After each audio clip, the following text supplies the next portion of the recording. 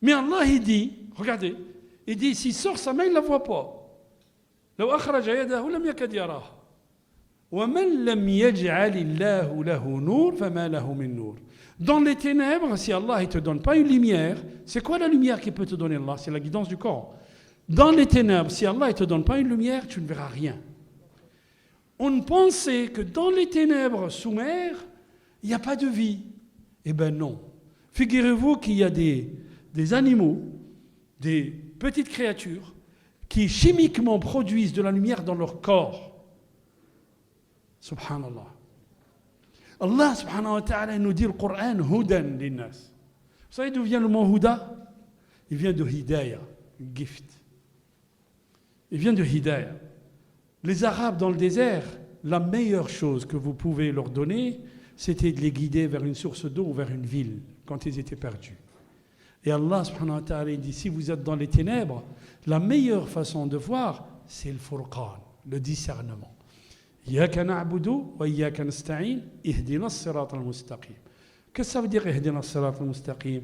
Guide-nous vers le droit chemin, ya Allah, pour que quand je sors de ma prière, je prends les bonnes décisions dans ma vie, dans mon travail, avec mon épouse, avec mon époux, que je guide mes enfants, que je guide les gens autour de moi. C'est ça ce que ça veut dire, Hudan. C'est ce que ça veut dire, Dua Surat al-Fatiha. Pardon, excusez-moi. C'est ça ce que ça veut dire, Al-Hidayah, Hudan linnas. Alors, maintenant, et je vais m'arrêter là, la ayah 58, min Surat al-Nur.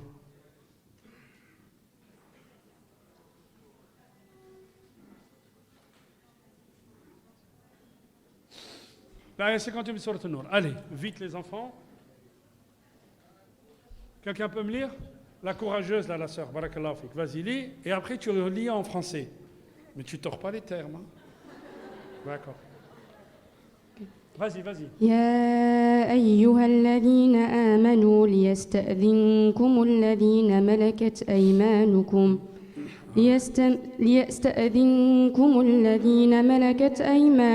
والذين لم يبلغوا الحلم منكم 3 مرات